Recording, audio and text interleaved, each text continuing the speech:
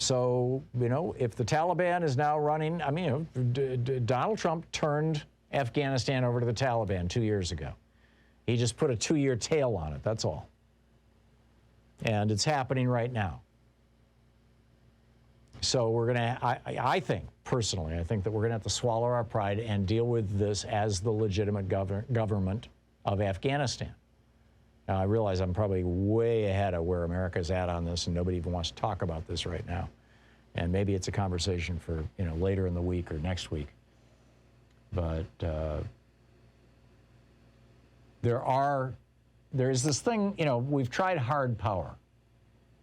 There's this thing called soft power. We have tried hard power. We've tried military force for 20 years, and you cannot occupy a country with military force. People will always fight back. It is the story of the American Revolution. It's the story of our occupation of Vietnam.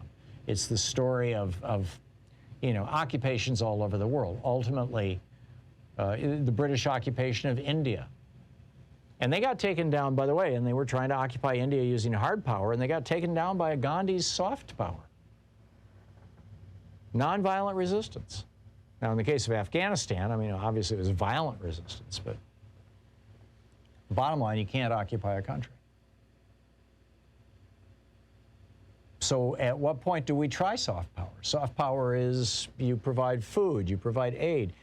Afghanistan is sitting on an estimated $3 trillion worth of rare earth minerals and gold.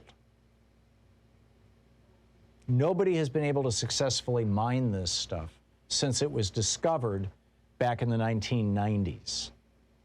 Back around 2001, when George W. Bush first wanted to go into Afghanistan, you know, some of the conspiracy theories, you could call them, or some of the speculation or whatever about why he wanted to do it. I mean, Paul called earlier and said, you know, what were the reasons? There were two major, for lack of a better phrase, conspiracy theories, or attempts to explain why America would want to invade and occupy Afghanistan back in 2001. And one was the so-called Tappy pipeline. General Electric had built this giant natural gas-fired power plant and in India, on the border with Pakistan, or near the border with Pakistan. And the natural gas was supposed to come from Turkmenistan. There was a deal to get the fuel for that from Turkmenistan, or this is how the story went, right? I've never been able to independently verify this, but you can, you know, there's a Wikipedia page about it.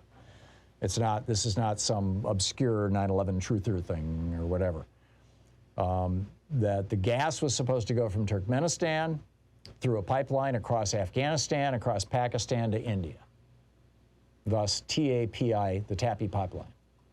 So that was one theory, was that we had to have Afghanistan in order to have the Tappy pipeline.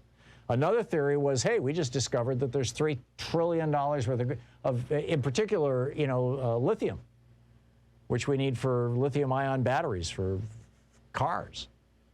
And that's why I predicted that if we don't develop, or Europe doesn't develop some sort of a collaborative relationship with the Taliban, like we do with repressive regimes all over the world, including China, who's got, you know, Uyghurs in concentration camps. If we don't develop some sort of a relationship with Afghanistan, China is going to. And a year from now, you're going to see mining operations in Afghanistan supervised by people from China, and they're going to be rebuilding Afghanistan using soft power, not hard power. They're not going to come in with guns and say, you must give it to us, like we tried to do with the oil in Iraq. Remember Dick Cheney? Iraq has 10% of the world's oil, the largest oil reserves in the world. Didn't work in Iraq, didn't work in Afghanistan. And then, of course, there's the third theory, the one that I laid out earlier, which is that George W. Bush wanted this to be Pearl Harbor. He wanted to be FDR. He wanted to be fighting World War II. You know, FDR just kept getting reelected. And, you know, as Bush said, you know, his daddy only had a 3-day war in Iraq. That wasn't long enough to get him reelected. If he got elected, he was going to have a real war. And Afghanistan was his first chance to be seen as a commander-in-chief, was his phrase. So anyhow, that's going on. I want to get into, you know, what's going on with the schools in Texas and Georgia, well, and Florida, excuse me, and across the South right now as well, because we're right on the edge of back to school. In fact, in some states and some counties, we're already at back to school.